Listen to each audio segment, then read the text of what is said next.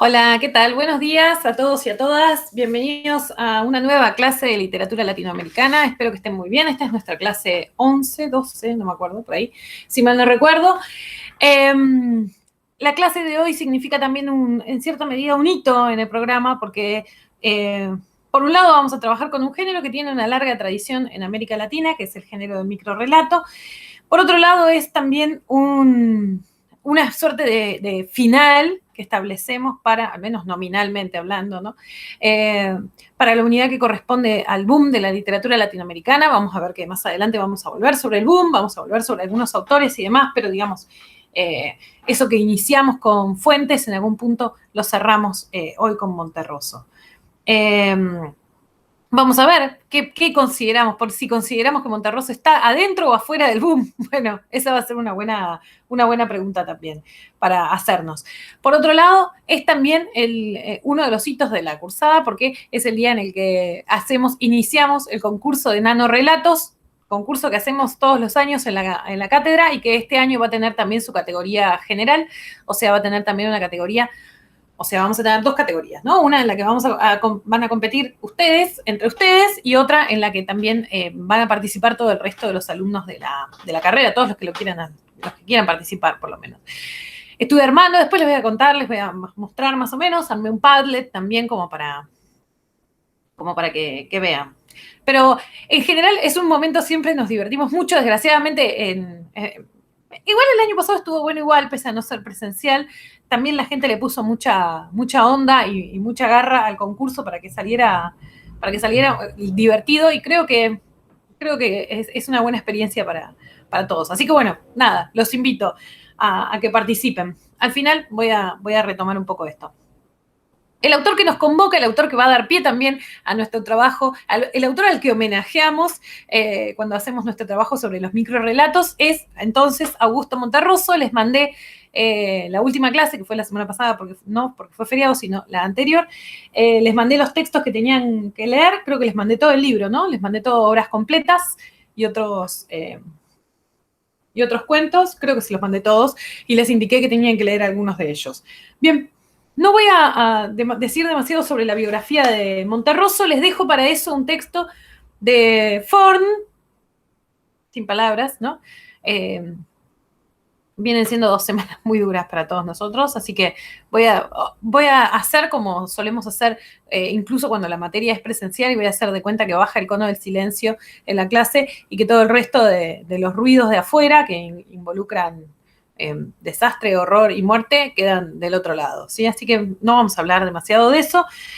Sí, les dejo entonces el texto de Forn sobre Augusto Monterroso, que es un texto excepcional, como todos los textos de Forn, y que tiene bastantes componentes biográficos que me parece mucho mejor que los lean ahí que todo lo que yo pudiera decirles al respecto, ¿no? Solamente decirles un par de cosas, un par de coordenadas para que no se sientan tan perdidos. Monterroso es un caso, ¿vieron de eso que decíamos, no? Algo extraño que se da en este periodo de autores, y no solo en este, pero que está marcado como por la errancia. Bueno, Monterroso es uno de los casos paradigmáticos para mí de eso, ¿no? Porque, bueno, nació en Honduras, su madre era hondureña, pero su padre era guatemalteco, se fue muy chico a vivir a Guatemala, era el único lugar al que consideraba su patria, Guatemala. Pese a que, como vimos en otros casos, en realidad vivió muy poco en Guatemala. Nació, no me acuerdo si dije la fecha, nació en 1921 y falleció en 2003. Decía que vivió muy poco en Guatemala porque en el 44 se fue exiliado porque formó parte de una revuelta que buscó derrocar al que era en ese momento el dictador, Ubico. Volvió cuando finalmente se impuso una coalición democrática, pero muy poco tiempo. Volvió en el 51, creo que volvió, una cosa así, ¿no? O sea, fíjense, primero se fue, entonces se fue a México en el 44, tenía 20 años, 20 y pico de años. Volvió para el 51, le dieron un cargo diplomático, entonces volvió a México. Pero en el 53 volvió a un golpe de Estado a Guatemala, entonces él, por supuesto, se vio privado del cargo diplomático que tenía y se fue un poco en el exilio del exilio, ¿no? A Chile. o fue ahí que estaba en Chile, bueno, ahora no me acuerdo el detalle, eso creo que está en el texto de Forn. En Chile la singularidad, y esto por eso quería mencionarlo, en Chile estuvo 3 años trabajando como secretario de Neruda, ¿no? No tenía ya su cargo diplomático, y fue secretario de Pablo Neruda. No hay demasiado escrito al respecto, yo creo que debe haber ahí muchas historias muy interesantes, ¿no? Y también otra cosa también para mencionar, el tema de los escritores que fueron secretarios o asistentes de alguna manera de otros escritores. Pienso ahora quizás la unión más célebre, que es la de Samuel Beckett, que fue el secretario durante mucho tiempo de James Joyce, ¿no? Pero sobre eso sí hay mucho escrito, ¿ven? Al revés de este caso. Creo que acá habría seguramente, por lo menos anécdotas divertidas, seguro que había a granel, porque también Neruda tenía lo suyo, y Augusto Monterroso era un plato, así que, qué vieja que soy, dijera un plato. Y lo que espero es que no lo dije paródicamente. O sea, lo quise decir, cagamos. Eso es señal de vejez total. Bueno, en el 56 decía, vuelve a México, y se instala ahí definitivamente. Ven que en Guatemala vivió 20 años. Pero sin embargo, siempre se consideró a sí mismo guatemalteco, ¿no? Y esa es otra de las características que decíamos, es muy interesante sobre los autores del periodo.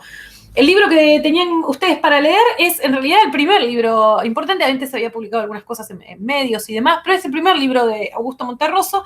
Es del año 1959, ven ahí en los albores del boom literario, del boom latinoamericano. Y es este, ¿no? Obras completas y otros cuentos. Así se llama el libro. Fíjense que ya desde el título instala una de las características más importantes que va a tener la obra en general de Augusto Monterroso, no solo este primer libro, que tiene que ver con el carácter como paródico, ¿no es cierto? Claramente paródico, de un primer libro que se llama Obras Completas y aparte se llama Otros Cuentos. Que va a ser una de las características más importantes de su texto, ¿no? Una especie de forma de entender la literatura libre por completo de cualquier forma de solemnidad, ¿no es cierto? Que era, me parece que a lo que más le temía en algún punto Augusto Monterroso. Otra de las cosas que van a aparecer en este primer libro, como decía antes, es una especie vamos a pensar en una especie como de carácter transicional desde el punto de vista de lo genérico, entre la narrativa breve convencional, que pueden ustedes encontrar, por ejemplo, en Mr. Taylor, que es un texto, un cuento breve narrativo, un cuento breve tradicional, más convencional, si se quiere, y lo que iba a venir después, ¿no? O sea, está en Mr. Taylor en el texto, o el mismo Obras Completas, y también está El Dinosaurio. Y creo que algo de la obra, del total de la obra de Monterroso se debate en ese justo medio entre los dos textos, ¿no? Por supuesto, cuando digo convencional me refiero solamente a que es un texto para Monterroso de larguísimo aliento, ¿no? Él mismo decía que le costaba un montón escribir algo largo, que era un poco lo que le exigía también la doxa para el momento. La característica esencial entonces de su narrativa va a tender a la condensación, a lo hiperbreve y también al trabajo muy grande, muy subrayado con lo intertextual. Vamos a verlo todo esto un poco más adelante.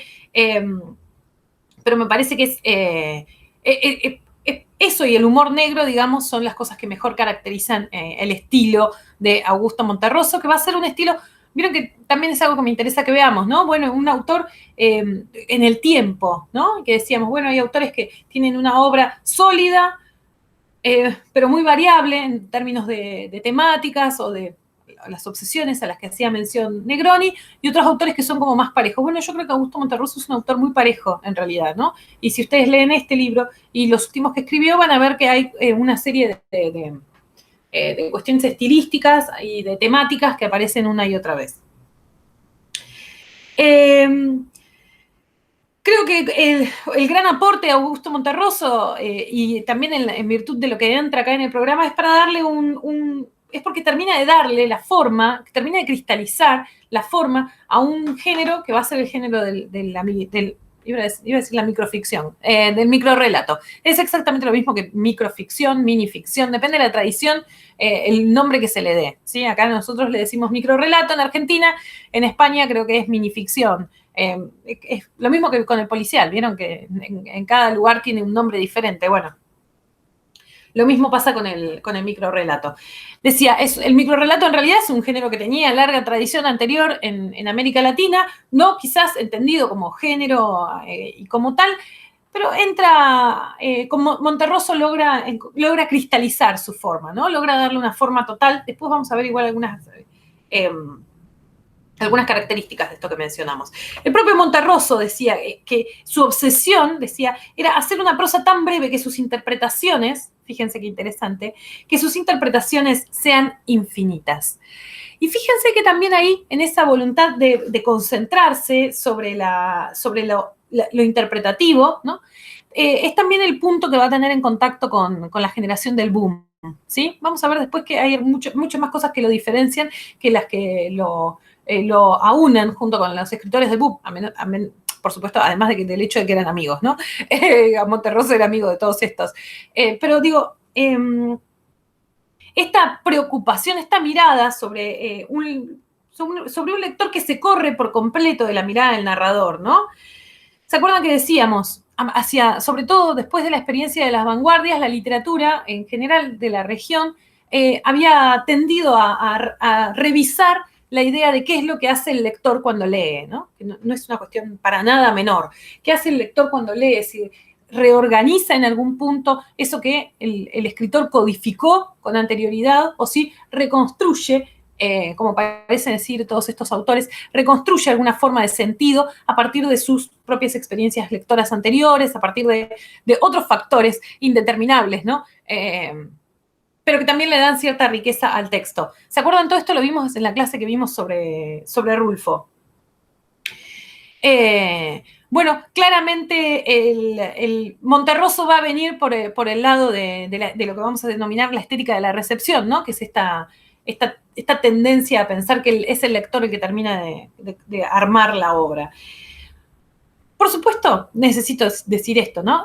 En ese momento y después siempre esta mirada tuvo una serie de críticas y de objeciones, ¿no es cierto? Incluso desde el punto de vista como de lo académico también, ¿no? Quiero decir, un montón que dijeron, bueno, esto de las infinitas interpretaciones y demás es en realidad una falacia, porque las interpretaciones posibles de un texto, por lo menos las correctas o las que no entran dentro del mundo del delirio, están en definitiva cifradas por el autor del texto, ¿no?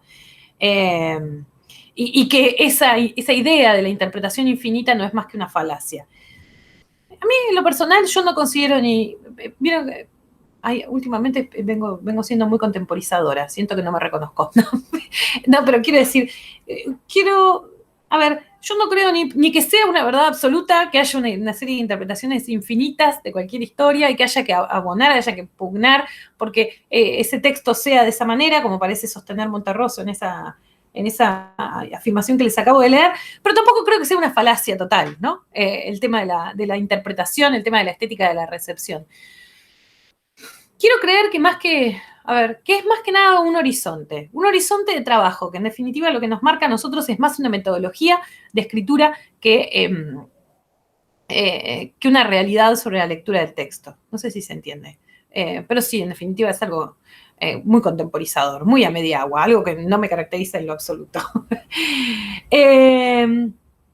Bien, Monterroso después tuvo una serie de obras, no tuvo una obra demasiado vasta, él mismo decía que le costaba mucho escribir porque el proceso era muy engorroso para él, le llevaba muchísimo, sobre todo trabajo de corrección y demás, pero tuvo algunas otras obras de bastante peso, entre ellas están La Oveja Negra y demás fábulas, que probablemente sea el texto más importante, se los dejo en el Classroom. Otro que se llama Viaje al centro de la fábula, también trabajando sobre ese género. Y por último, el libro La Vaca, que es un libro muy de factura muy singular, muy inclasificable desde el punto de vista de lo genérico, que contiene, por supuesto, textos narrativos, ficcionales, como los que leyeron ustedes, y contiene también una serie de textitos que son para mí interesantísimos, que funcionan como una especie como de mini ensayos, ¿sí? Ustedes leyeron de ese cuando vimos a Rulfo, Los fantasmas de Juan Rulfo. También lo dejo en el Classroom ahora, como para que lo revisen si tienen ganas. ¿Por qué? Porque me encanta el género y me parece que él fue uno de los que mejor lo trabajó, ¿no? Este género del mini ensayo, que los que hacen conmigo Argentina también habrán visto que trabajó y muy bien Ricardo Piglia, ¿no? De quien soy fan, ustedes saben, soy parte de la iglesia pigliana, yo misma la fundé. Tengo unos amigos también que están conmigo. No, pero quiero decir, es un tipo de género quizás un poco desatendido, pero que tiene en América Latina unos exponentes muy, muy intensos, como el caso de Monterroso y también el de Piglia, ¿no? El de mi ensayo. Por eso les dejo también el de La Vaca. Les dejé un par de cosas en el Classroom para que miren, algunas con más detenimiento, otras con menos detenimiento.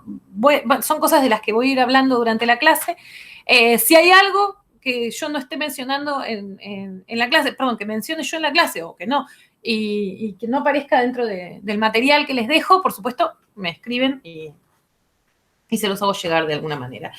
Bien, decíamos que con Monterroso, Monterroso nos sirve de excusa además para trabajar con un género que singulariza, por otro lado, bastante a la materia. Quiero decir que en general no lo trabajan demasiado en otras materias, hasta hace poco por lo menos no lo trabajaban en ninguna. De la misma manera pasaba con la no ficción, ¿no? Género que nosotros vamos a ver después y que me parece que son como los sellos personales que puedo dejarles yo también en la cursada durante la carrera. Decía, con Monterroso se nos abre la puerta al microrrelato, entonces lo que les sugiero ahora, lo que los invito ahora, es en definitiva, abrir una ventana emergente donde vamos a trabajar un poco sobre algunas cuestiones generales sobre el género del microrrelato y para después volver sobre la obra de Monterroso con algunas cuestiones más que me parece que son pertinentes señalar al respecto. ¿Quería decir algo más sobre esto? Por otro lado, además, la consigna de hoy, que es la participación del concurso, pero es también la primera consigna del primer parcial de Latinoamericana, tiene por objeto trabajar sobre el microrrelato, entonces más a mi favor pensar en algunas cuestiones sobre el género, ¿no? Bien, el género, como lo decía antes, tiene una larga tradición, no solo en América Latina, donde se ha cultivado desde muy, muy tempranamente, sino también incluso como desde la historia de Occidente, podríamos pensar.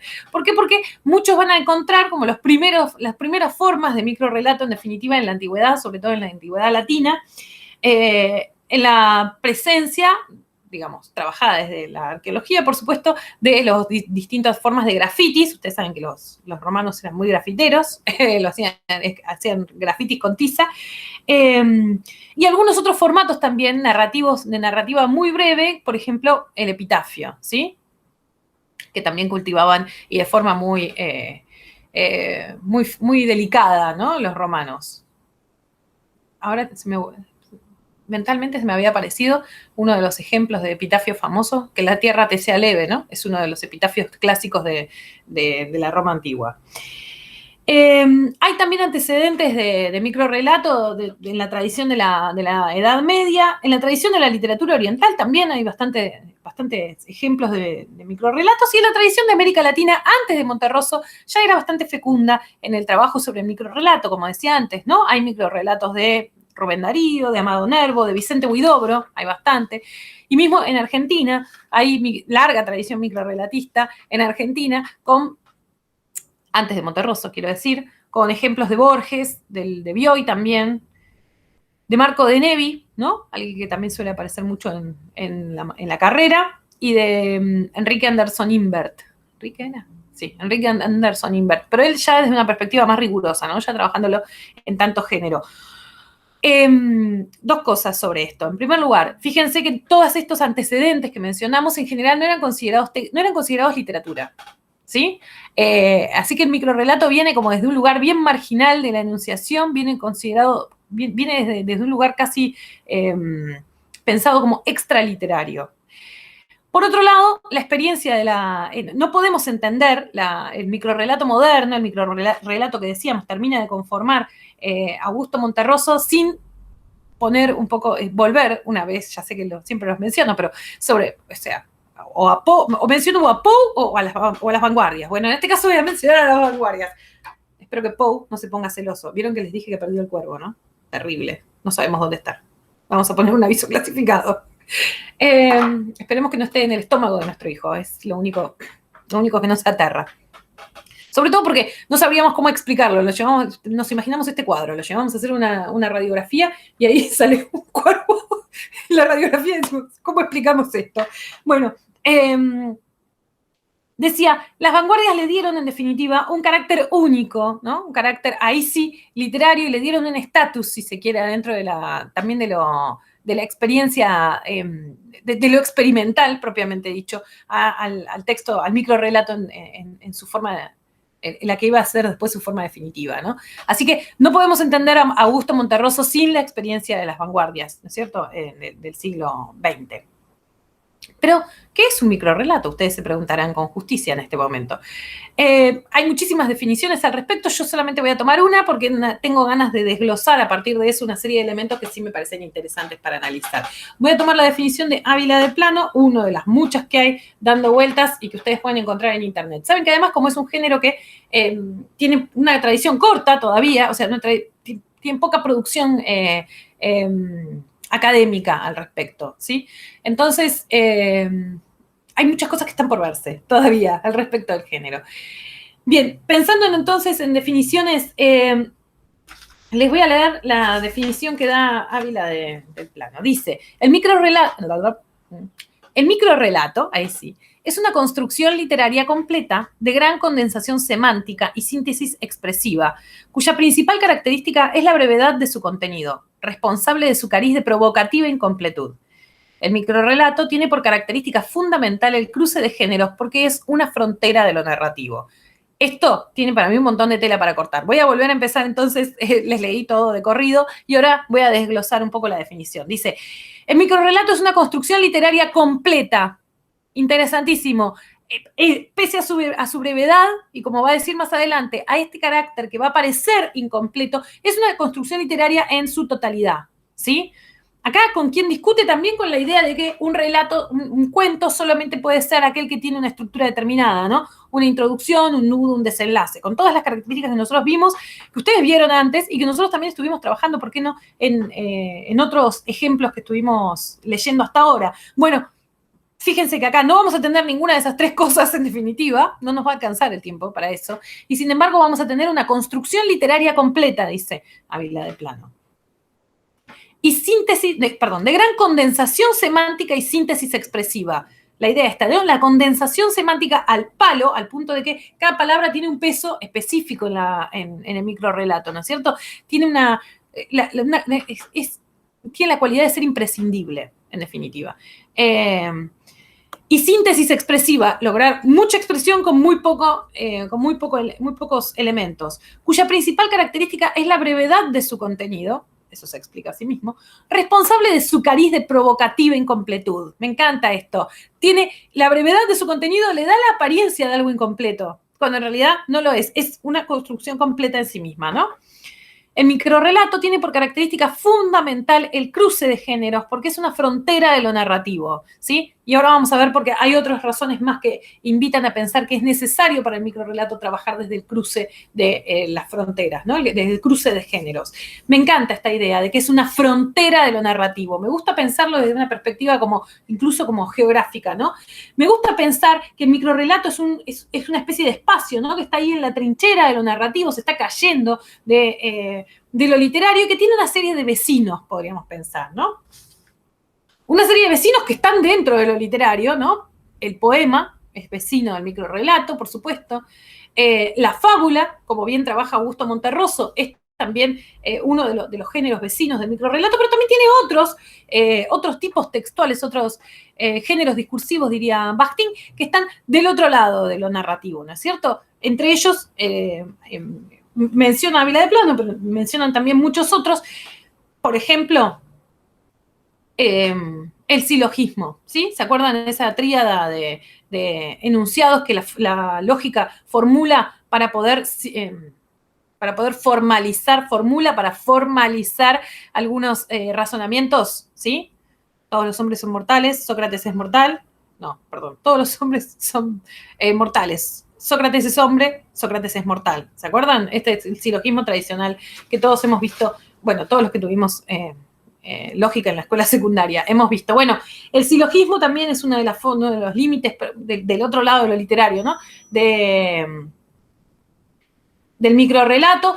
El aviso clasificado, ¿no? formato, hay un texto, hay un microrrelato famoso de Ernest Hemingway, que tiene la forma de un microrrelato, que dice algo así como, lo voy a matar, porque voy a parafrasear un microrrelato es durísimo.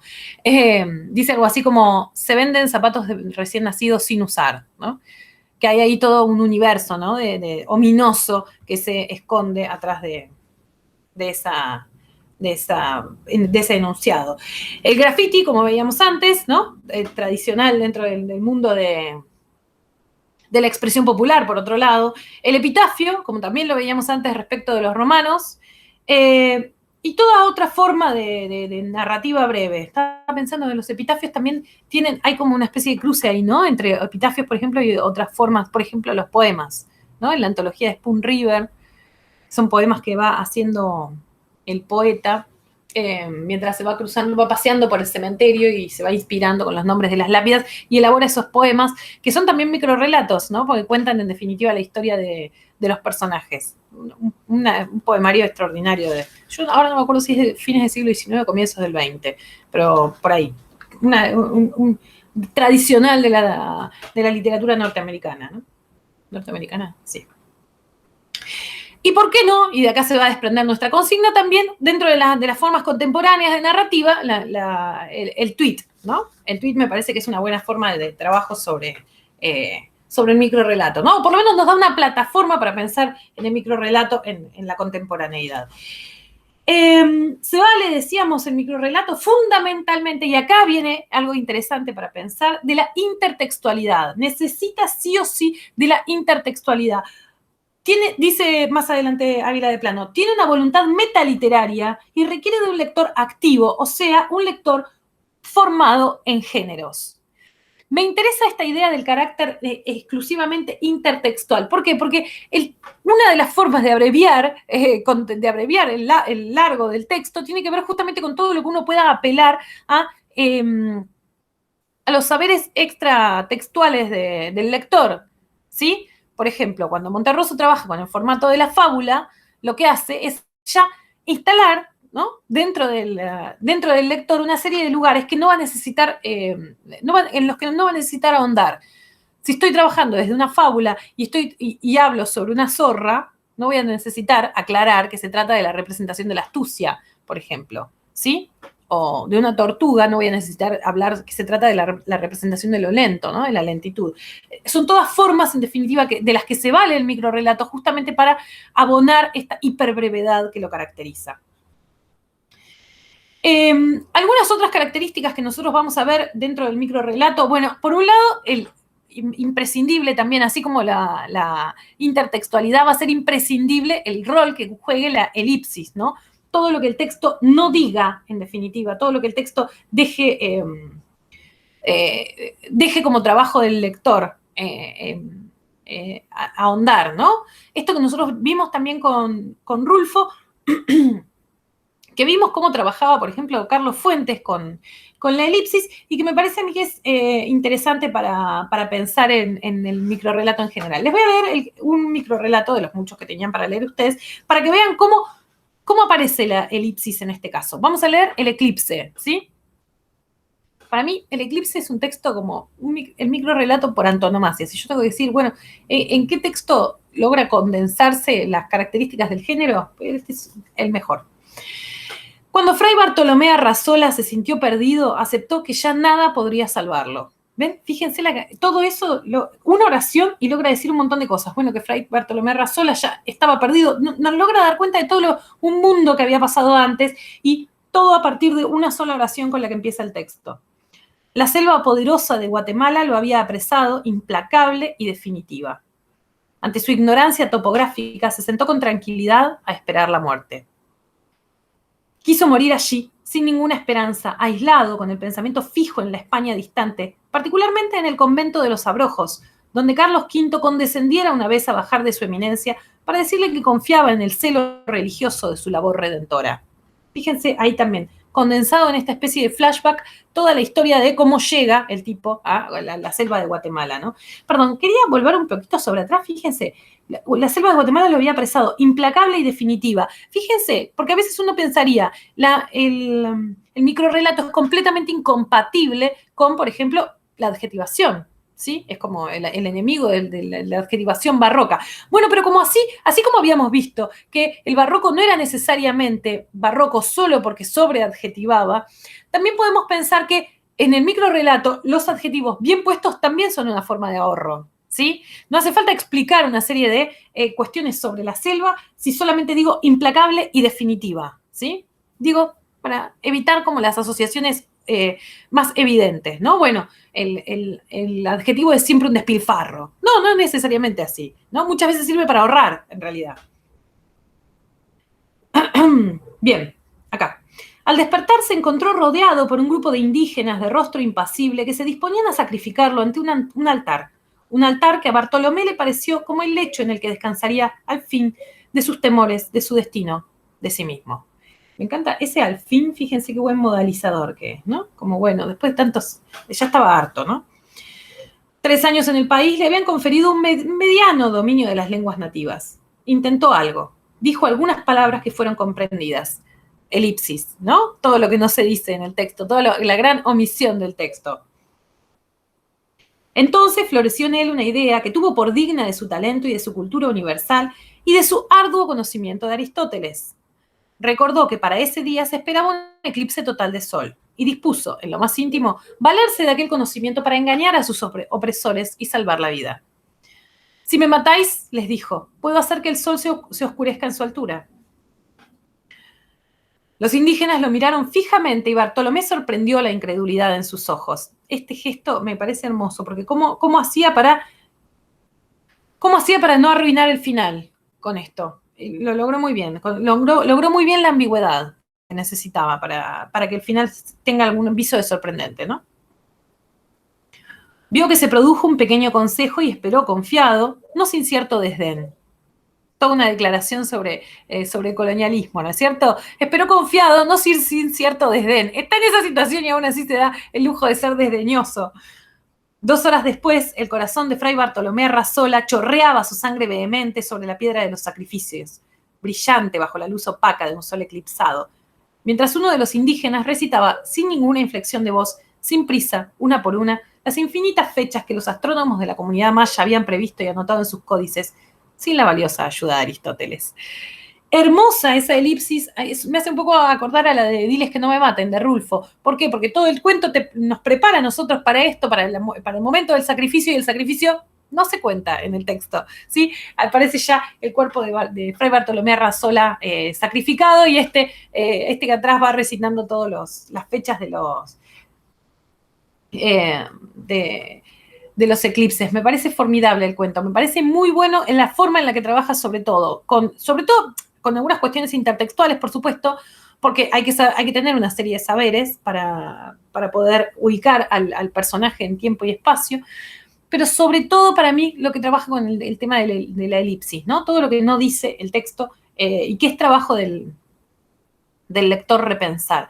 También me gusta algo que también tiene Mr. Taylor y que podemos pensar que es una de las constantes de obras completas, que es cierta mirada crítica, pero, a ver, pero con sorna sobre el proceso del colonialismo, ¿no? En definitiva, que es un poco de lo que se ríe en Mr. Taylor y que acá también vuelve a ser el objeto de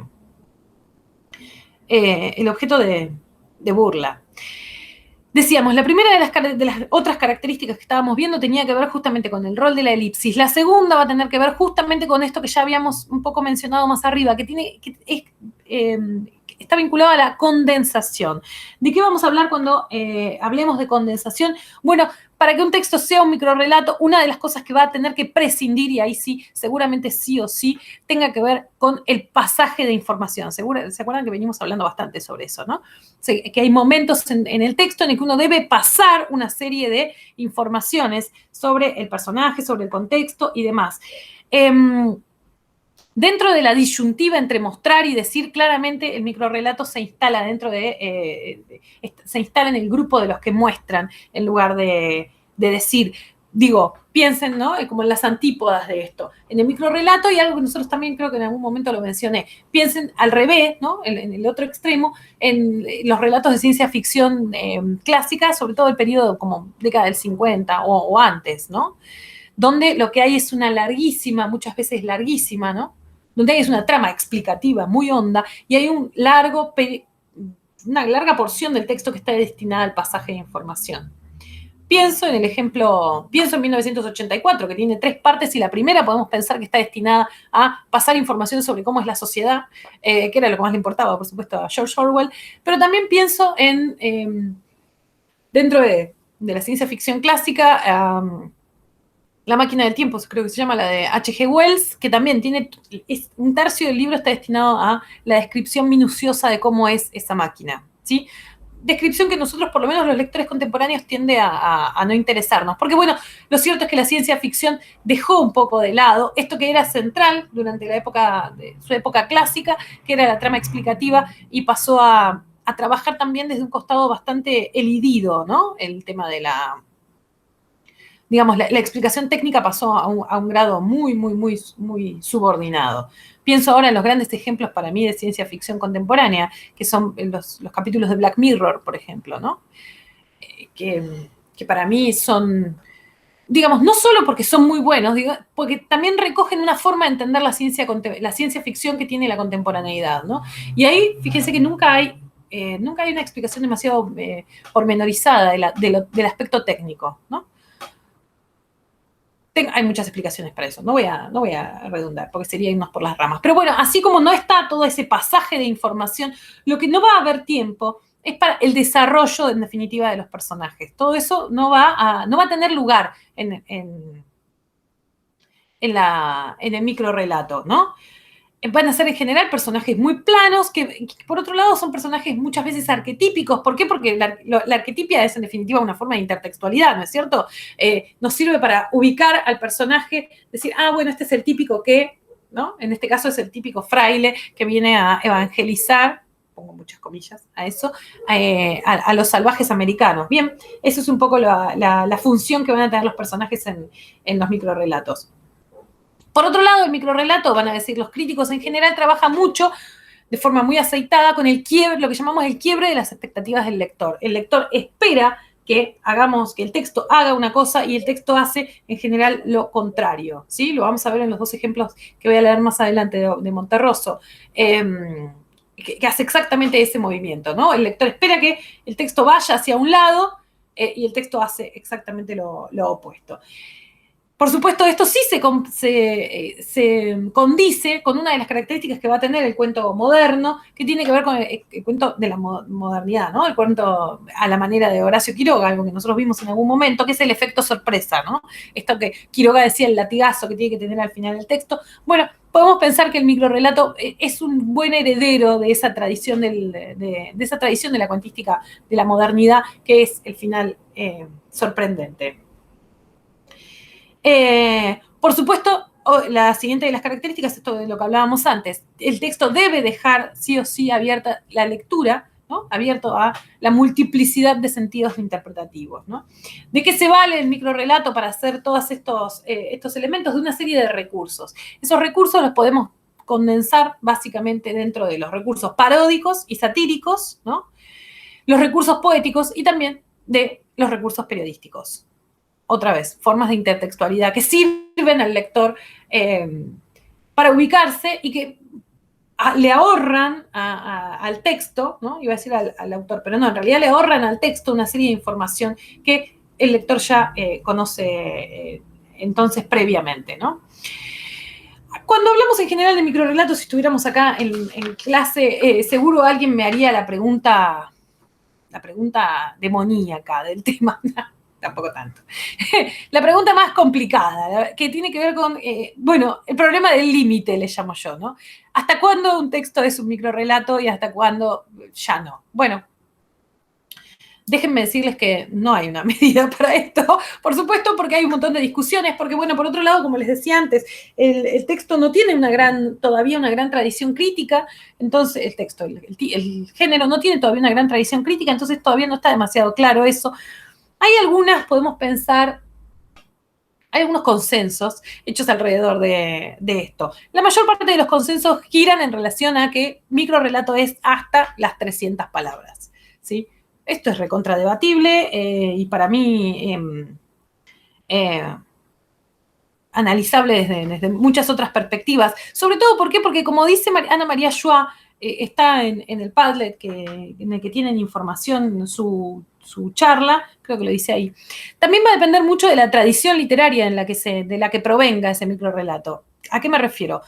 Les pongo un ejemplo concreto. La tradición literaria norteamericana, la short story, o sea, el cuento norteamericano promedio, es en general mucho más largo que el cuento latinoamericano, ¿sí? Quiero decir, estoy mirando ahí, por ejemplo, en mi mesa de luz, ¿no? Tengo un libro de un autor norteamericano que a mí me gusta mucho, que se llama Steven Millhauser, que se llama Barnum Museum, Y el libro tiene 6 cuentos. Los 6 cuentos deben tener cada uno unas 30 páginas. Es muy infrecuente, no, pero es infrecuente un cuento de ese largo en la literatura latinoamericana. De hecho, nosotros leímos un montón de cuentos hasta ahora y creo que el único que alcanza ese largo es La Desdichada. El resto son todos narrativas más breves. La narrativa latinoamericana, y ni hablar, piensen en los que hacen conmigo Argentina, leímos todos los libros, todos los cuentos del Silvino Campo que leímos, creo que no llegan ni a 20 páginas, ¿no? Digo, como para que vean las distinciones entre una tradición y otra. No va a ser lo mismo, entonces, un microrrelato para una tradición que dice que el relato, el short story promedio tiene 30 páginas, que un microrrelato para la tradición latinoamericana, que en general tiende a ser mucho más condensada, curiosamente, mucho más breve, ¿no? Para mí igual el problema voy a decir algo que parece canchero, pero no lo es, o por lo menos no tiene la intención de serlo. El problema de la extensión del microrrelato es como una especie de falso problema. ¿Por qué? Porque en realidad lo que tiene que tener el microrrelato para hacer un microrrelato no pasa solamente por la extensión, pasa justamente porque se avenga a alguna de estas características de las que estuvimos hablando antes, ¿no? Que sea un texto que parezca incompleto, pero en realidad está completo, ¿no? La provocativa incompletud de la que hablábamos antes, que esté basado en la estética de la recepción, ¿no? O sea, que apunte a una serie de lecturas, no digo infinitas, como Augusto Monterroso, pero digo, una serie de lecturas, un abanico de lecturas posibles, ¿no? O sea, que no cierre su sentido sobre sí mismo, que sea un texto que trabaje desde la perspectiva de la elipsis y que trabaje, sobre todo, de un proceso de extrema condensación. Eso, para mí, son las características que tiene que tener un microrrelato, más que fijarme que si tiene 310 o 299, ¿no? Me parece mucho más interesante pensar en si obedece o no obedece a las características genéricas, ¿no? Les dejo igual para que lean el decálogo del microrrelato de David Lagmanovich, un texto que Lagmanovich escribió bastante sobre el microrrelato como género. Y vieron que a mí me encantan los decálogos, los trabajamos acá normalmente, entonces también me parecía interesante pensar en el decálogo del microcuentista. También les dejo el decálogo de Monterroso, ¿sí? Para que lo analicen, no lo vamos a leer nosotros. Si estuviéramos en clase lo leeríamos. Pero fíjense, Lagmanovich, la primera regla del decálogo del microrrelato, según Lagmanovich, dice, no existe una descripción minuciosa de las circunstancias. ¿Sí? Lo primero, no hay pasaje de información, no hay tiempo, espacio, ni personajes, ¿no? No existe. Les leo la conclusión, no les voy a leer los 10 punteos, pero sí les leo la conclusión, porque él mismo hace como una especie de resumen de todo. Un título, puede no tenerlo también, que se supone significativo y orientador, o sea, un título que funciona también como una orientación de lectura, como funcionan los títulos pensando hacíamos antes referencia a La Vanguardia, decíamos, bueno, cómo funcionaban los títulos de los cuadros para el surrealismo, por ejemplo, esto no es una pipa, entonces, un título que funcione de esa manera, un comienzo generalmente in medias res, o sea, empieza en medio de la cosa, un desarrollo caracterizado por las nociones de concisión, simplicidad sintáctica y velocidad. Me gusta esta triada, ¿no? Concisión, simplicidad sintáctica y velocidad, y un final que puede ser conclusivo o abierto. Conclusivo en el sentido de que termine la historia o quede abierta. Recuerden que siempre pensando en la estética de la recepción, siempre tiene que ser, dejar librado como una serie de aperturas de sentidos, ¿sí? Para ver cómo funciona esto, se me ocurrió leerles 2 microrelatos que ustedes no tenían que leer hoy de Monterroso, pero que me parecía que podían estar buenos. El primero es La oveja negra. La oveja negra está en el libro este que yo les decía que probablemente sea el más famoso de Monterroso, que es La oveja negra y otras fábulas. Y está rodeado de una serie de fábulas, lo cual ya da una indicación de lectura, ¿no? Hablando de intertextualidad y hablando también de cómo para ahorrarse una serie de cosas. Dice el texto: en un lejano país existió hace muchos años una oveja negra.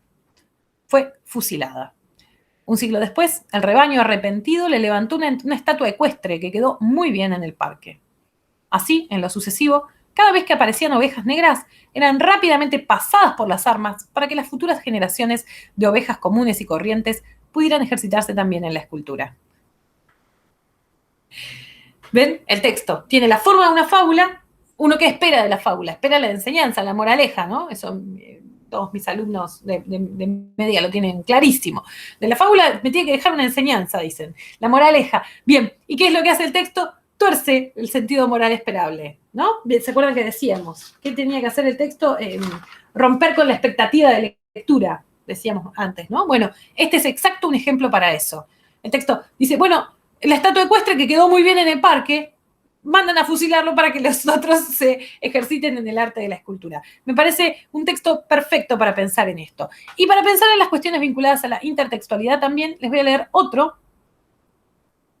que se llama La tela de Penélope o quién engaña a quién. Dice el cuento, el mini cuento. Hace muchos años vivía en Grecia un hombre llamado Ulises, quien a pesar de ser bastante sabio, era muy astuto. Ese a pesar es todo en el texto, ¿sí? Casado con Penélope, mujer bella y singularmente dotada, cuyo único defecto era su desmedida afición a tejer, costumbre gracias a la cual pudo pasar sola largas temporadas.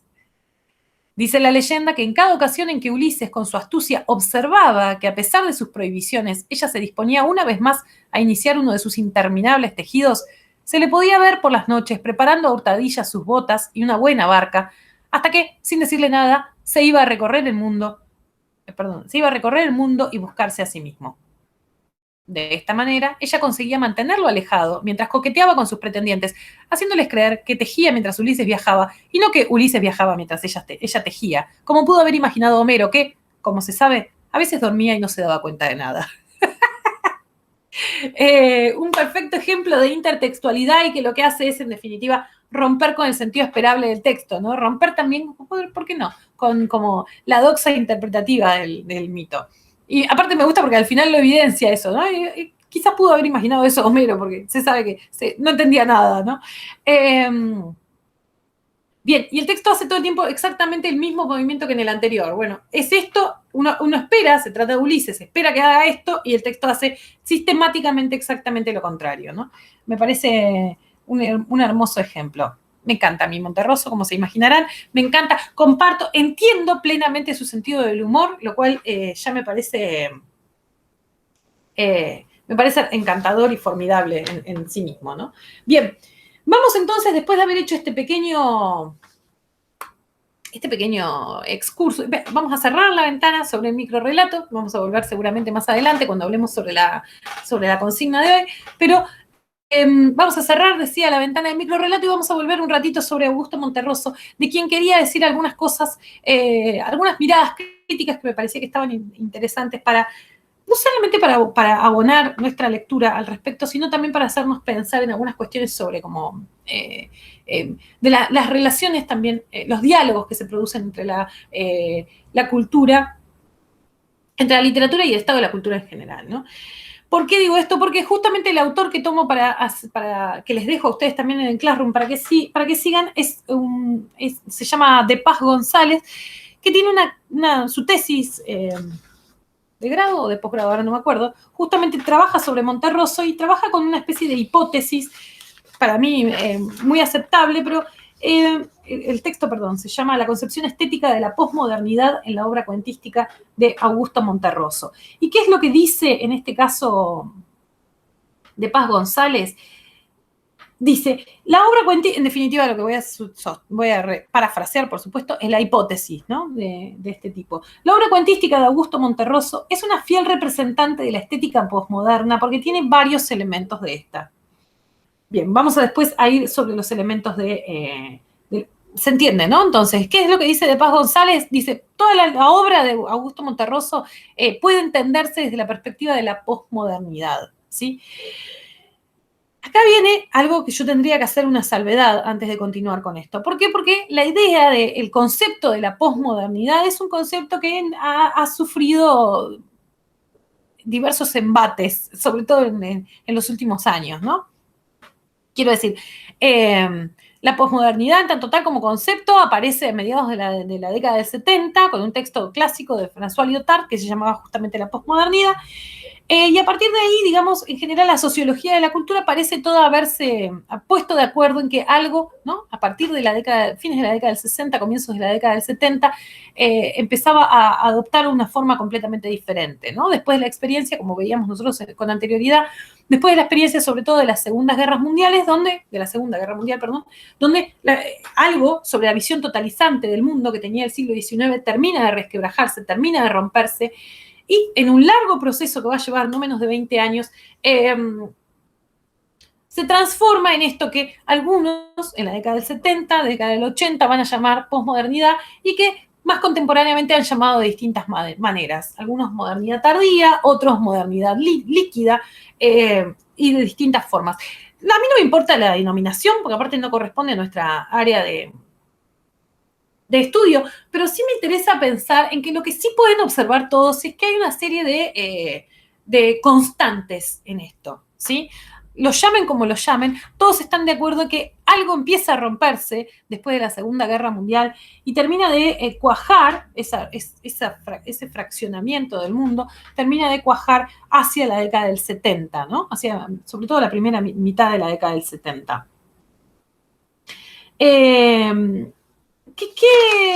¿Cuáles son estas características que va a encontrar de Paz González, que va a encontrar en la obra de Augusto Monterroso y que lo van a autorizar a decir que la obra de Augusto Monterroso es un fiel exponente de la posmodernidad? Digo, la hipótesis es bastante jugada, fíjense, porque estamos hablando, Obras Completas es un texto del 59, ¿sí? Donde estamos lejos de François Lyotard en el 73, ¿no? Estamos todavía tienen que pasar muchas cosas, sobre todo tiene que pasar la convulsiva y reformadora por completo década del 60, ¿no? Digo como para que entiendan por qué también de Paz González tiene que justificar tanto lo que dice, ¿sí? Bueno, lo que él va a decir es que, en primer lugar, decía, ¿no? La obra de Augusto Monterroso, a ver, esperen que agarre el hilo de lo que quiere decir. La obra de Augusto Monterroso es también una obra posmoderna porque, en definitiva, tiene varios elementos de la posmodernidad que están centrados alrededor de esta especie de trabajo de desmitificación o deconstrucción de la sociedad contemporánea que hace a través, sobre todo, de la ironía, de la parodia y de la sátira, ¿no? Esto que nosotros vimos claramente en los ejemplos que leímos acá y en los que ustedes habían leído también de clase. ¿Por qué también va a caracterizar, por qué se puede caracterizar a la obra de Monterroso como una obra esencialmente posmoderna? Bueno, porque es una obra además de un escepticismo radical, dice de Paz González, una obra que rechaza, pareciera, cualquier forma de dogma. A ver, no solo digo dogma y parece que fuera, no solo religioso, ¿no? Cualquier forma de dogma también ideológico, ¿sí? Del que el texto también, de la obra, cuando me refiero a texto pienso en los términos más amplios, ¿no? Parece estarse riendo todo el tiempo, ¿no? Hay como una especie de actitud desacralizadora, ¿no? De la cultura que en general, digamos, no pareciera muy... No es muy habitual, justamente por este periodo y también por el periodo que vino más adelante, ¿no? Otro también elemento que va a tener forma de... O sea, pienso, el escepticismo radical, fíjense, va desmontando una serie de procesos, una serie estructuras, ¿no? Va desmontando la estructura religiosa, pero también va desmontando el aparato moral, ¿no? Y fíjense que para eso es que trabaja, por eso elige la fábula, ¿no? Porque es el género moral por antonomasia.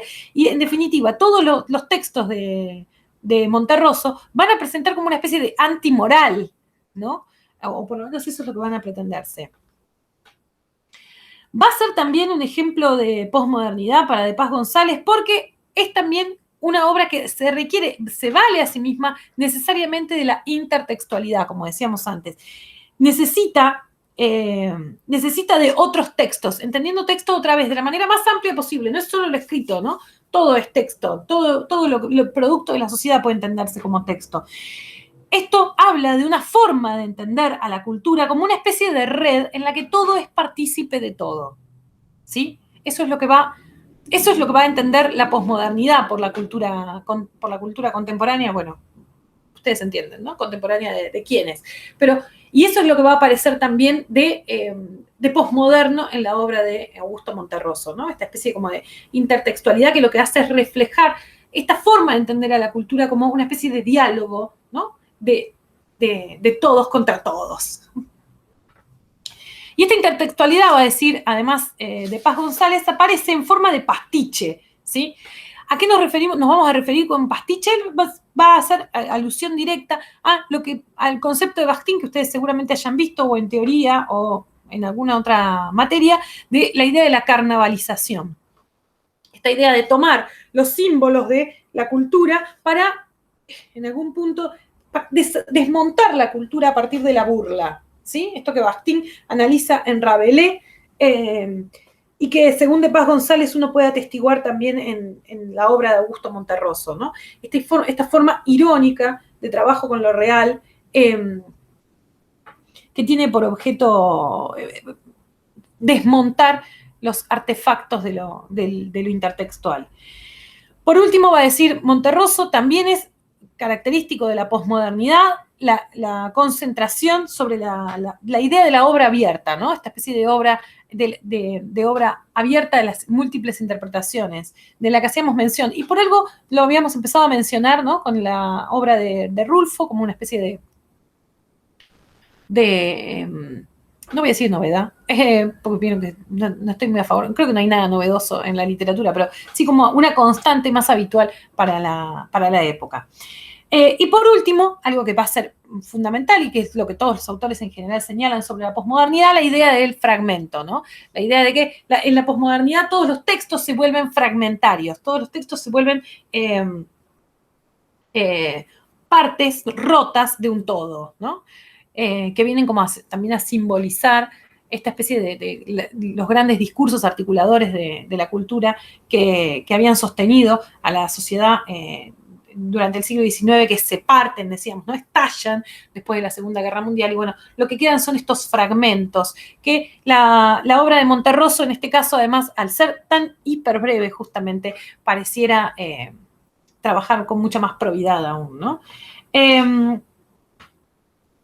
Bien, eso quería entonces decir sobre Monterroso, sobre la lectura de esta que hace De Paz González de Monterroso. Se los dejo el texto para que lo vean. A mí me gustaría pensar, antes de despedirnos, o mejor dicho, ya centrarnos en las consignas y demás que van a quedarse hoy, me gustaría pensar también esto último que me quedó picando al principio, ¿no? Esta idea de por qué vemos ahora a Monterroso, por qué estamos cerrando la unidad con Monterroso. Bueno, en primer lugar podemos pensar que por pertenencia generacional a Monterroso le tocaba el boom, ¿no? Pertenece a la generación del boom, sus amigos eran los autores del boom, todos los que compartían la escena intelectual latinoamericana, pero sobre todo mexicana del periodo, eran todos los autores de los que estuvimos hablando y algunos otros, ¿no? Lo que a mí me parece interesante es pensar por qué queda en el margen del boom, digamos, por qué claramente la obra de Augusto Monterroso no se puede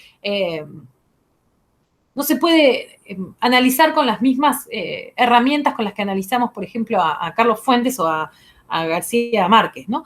Bueno, en primer lugar hay una razón obvia. Los autores del boom, la primera plana de los autores del boom escribían ladrillos, ¿no? Como digo yo siempre. novelones, novelas muy largas. No pasa solamente por una cuestión de largo de la obra, por favor. Quiero decir, cuando escriben un ladrillo también es porque crean un mundo, ¿sí? Crean un mundo con la obra. Lo que hacen es construir una serie como una especie de mini universo, ¿no? Ustedes, los que han leído Cien años de soledad, lo habrán visto. El texto está en un mini mundo que hasta viene muchas veces con, mi edición, por ejemplo, viene, con una especie de árbol genealógico para que uno no se pierda, ¿sí? Porque es un mundo, ¿sí? Es un mundo el de los buen días, es un mundo el que nos plantea. Un mundo con sus propias reglas muchas veces, pero además un universo completo en sí mismo, ¿no? Para eso hace falta mucha extensión, hace falta mucho espacio. Es lo mismo que va a pasar en La muerte de Artemio Cruz, de Fuentes. Es lo mismo que va a pasar en Conversación en la Catedral, de Vargas Llosa, a quien nosotros no vemos. Todos son casos de ejemplos, ¿no? De sujetos que exploran en definitiva a fondo una forma y un contenido, ¿sí? Márquez, Fuentes, ¿no? Vargas Llosa, Cortázar, también, ¿sí? Explorar una forma y un contenido a fondo. No hay nada que le importe menos a Monterroso que trabajar a fondo nada, ¿sí? Ya desde esa perspectiva, desde ese recorte como ontológico de lo literario, Monterroso no puede estar adentro del boom. Por eso me gusta, lo vemos como cayéndose, ¿no? Lo vemos como el cierre. Y por otro lado, lo vemos como cierre porque también es cierto, si bien todo lo anterior es cierto, también es cierto, y para mí a esto apunta un poco la tesis de Paz González, la obra de Monterroso en realidad corresponde a una forma de escritura, corresponde a una forma de entender lo literario que vino después, después de él, ¿sí? Escribió como los que iban a escribir más tarde. Y eso se explica en el auge que vive el género del microrrelato desde hace, no sé, 25 años, no más, 20, 25 años, ¿sí? Que tiene grandes exponentes, tiene concursos, tiene congresos y demás. Todo eso entonces no existía con Augusto Monterroso en la década del 60. Todo eso explica el lugar marginal que va a tener la obra de Monterroso, ¿no? Dentro de sus contemporáneos. Quiero decir, los contemporáneos lo apreciaban mucho, no es que no es que lo consideraran que no era un escritor, ni mucho menos. Pero sin lugar a dudas, a la hora de pensar en los grandes nombres del boom de la literatura, Augusto Monterroso no entra en ninguna lista, ¿sí? Entra, nada más que puede entrar por pertenencia generacional, porque era amigo de todos, porque estaba siempre ahí, pero lo cierto era que estaba escribiendo cosas que iban a ser retrabajadas, iban a ser retomadas por una parte de la tradición literaria bastante después, ¿no? Eso se explica quizás porque, bueno, es como una especie de posmoderno avant la letra, ¿no? Antes de la posmodernidad. Ah, eso le faltó a De Paz, eso le tendría que haber dicho, le tendría que agregar eso. Bien, con eso quería entonces cerrar un poco el apartado sobre Augusto Monterroso, un autor que a mí me encanta y que además me gusta que le demos la entidad que no le ha dado también la historiografía de la literatura latinoamericana. Me gusta que le demos un lugar de privilegio, ¿sí? Así como se lo da Forn, que hace la contratapa sobre él. Antes de despedirme de la clase de hoy, no sé cuánto llevo hablado, espero que no mucho, a mí se me hizo rapidísimo. Digo, ay, por favor, qué rápido que se me pasó la clase. Quería dos cosas. En primer lugar, quería explicarles cómo va a ser el concurso de nanorrelatos. Nosotros vamos a trabajar con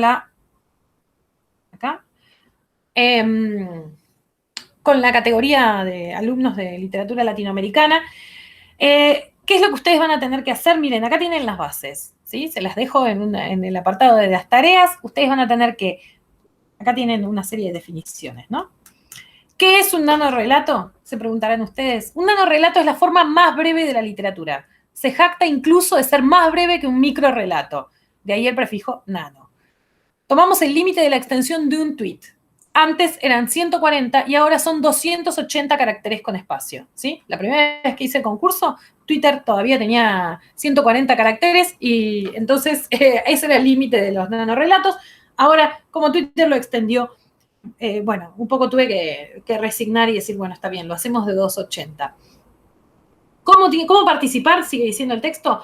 Hay que subir a esta tarea del Classroom en el mismo lugar donde yo estoy, de la misma forma en la que vienen haciendo antes, un archivo de Word, un Word, con 3 microrelatos de hasta 280 caracteres con espacios numerados del 1 al 3. 1, 2, 3, ¿sí?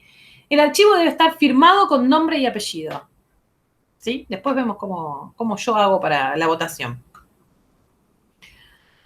¿Quién será el ganador o la ganadora? En esta categoría votaremos a través del Classroom todos los que formamos parte de esta materia. Más adelante les explicaré cómo. Antes había 2 categorías, una que votaban todos ustedes y una que votaba yo. Ahora va a haber solo categoría en la que votamos todos nosotros, ¿sí?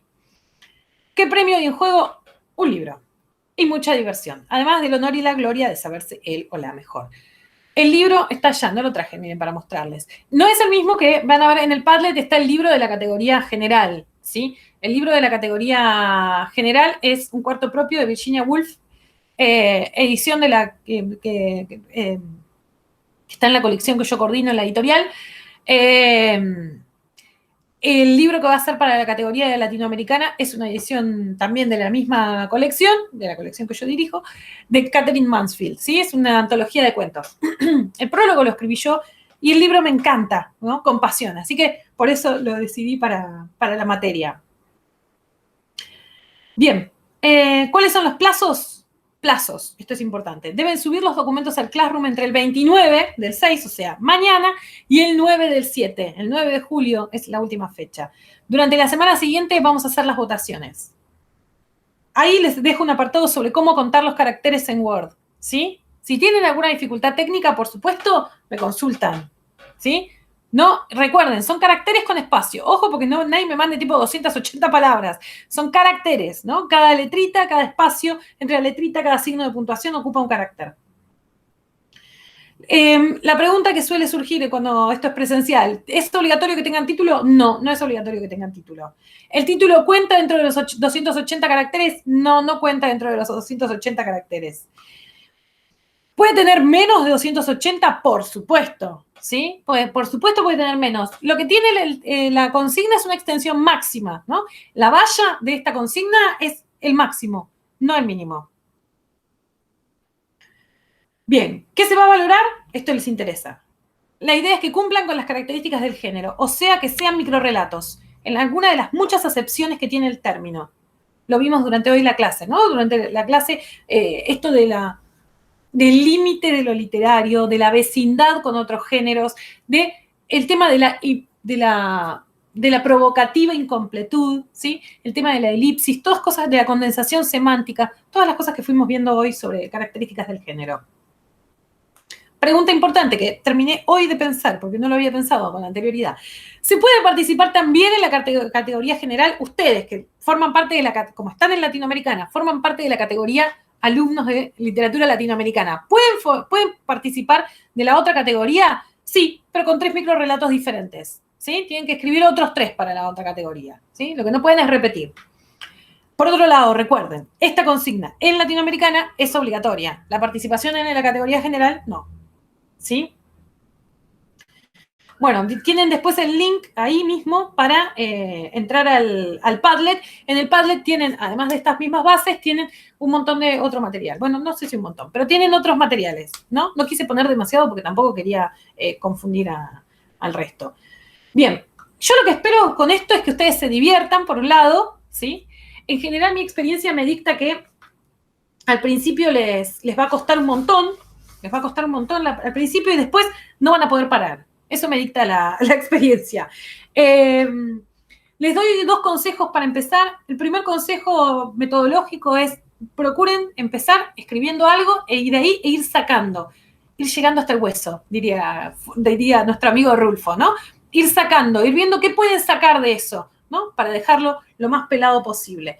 Hay otra forma también, en general, en mi experiencia, es cuando ustedes ya tienen más cancha, que es al revés, empezar con una palabra e ir poniendo, ¿sí? Mi experiencia me dicta que, como para aproximación al género, primero está mejor al revés, ¿no? Tener algo, una historia muy corta y de ahí ir sacando, entonces.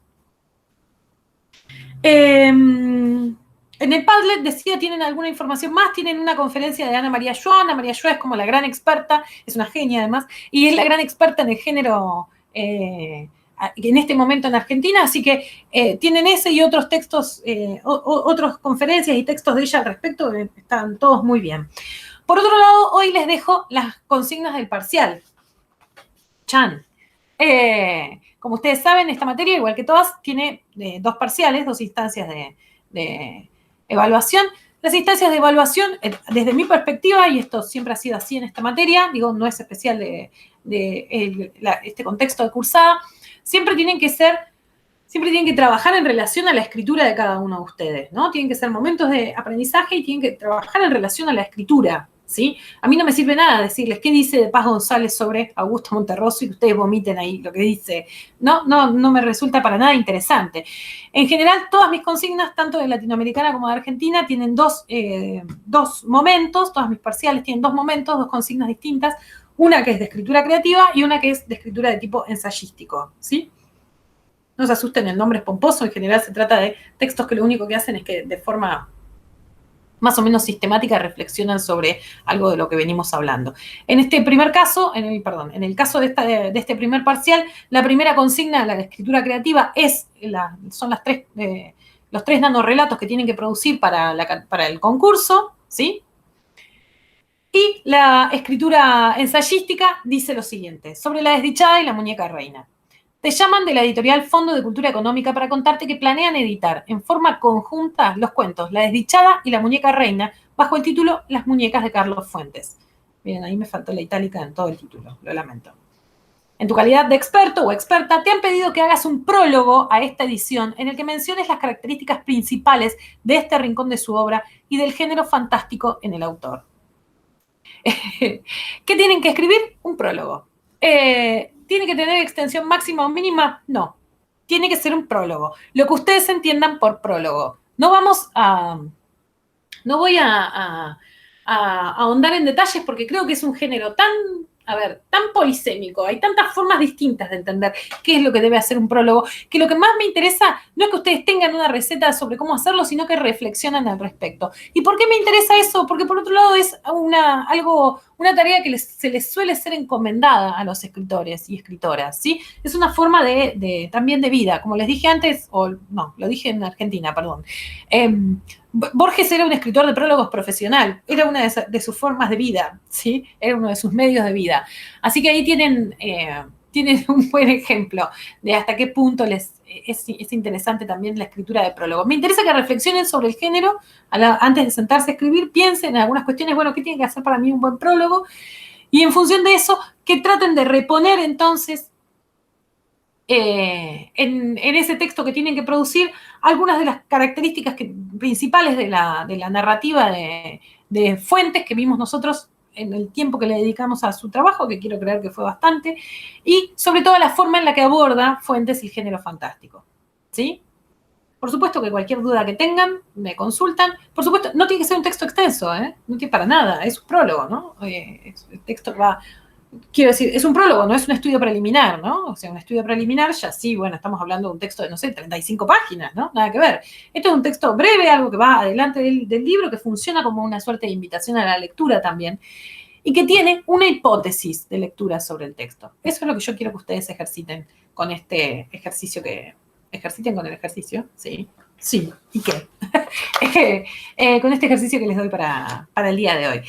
La próxima clase, juro que esto es lo último que digo. La próxima clase vamos a tener nuestro taller de lectura, como hicimos el anterior, va a ser sincrónico, va a ser por Meet otra vez. Les voy a mandar el link el día lunes mismo, supongo. Pero bueno, váyanse haciéndose un lugar entonces en la agenda. Vayan haciéndose un lugar en la agenda para el lunes que viene a eso de las, 6:30, más o menos, por las dudas, ¿no? Fíjense, después lo vemos eso, o lo convenimos entre todos por el WhatsApp. Pero vayan eligiendo qué quieren leer, ¿no? Que ahí viene lo fundamental. Dicho sea de paso, entonces, nos vemos en esa oportunidad. Espero que estén muy bien, que cualquier duda que tengan me consulten sobre sobre alguno de los muchos temas que hablamos hoy, que ha sido una clase muy variopinta, me parece. Me consulten y que sobre todo les genere entusiasmo. Hacer el parcial y participar del concurso de nanorrelatos, tanto en esta categoría como en la otra, ¿no? Espero haberles logrado contagiar el entusiasmo por por este género que a mí me resulta muy apasionante y que por otro lado creo es un género que tiene mucha perspectiva de futuro, ¿sí? Me doy cuenta porque desde que lo trabajo no ha hecho otra cosa más que crecer el género. Cada vez hay más concursos de microrelatos, cada vez hay más producción, más libros también al respecto, más producción teórica. Eso me habla de la enorme vitalidad que tiene el género, ¿no? Así que bueno, homenajeando a Augusto Monterroso, que es un poco el iniciador de la forma moderna de entender el microrrelato en América Latina, es que los invito a este pasaje que es el concurso. Bien, dicho sea esto, entonces hemos terminado. Y cuídense mucho y cualquier duda que tengan ya saben dónde encontrarme, ¿sí? Chao.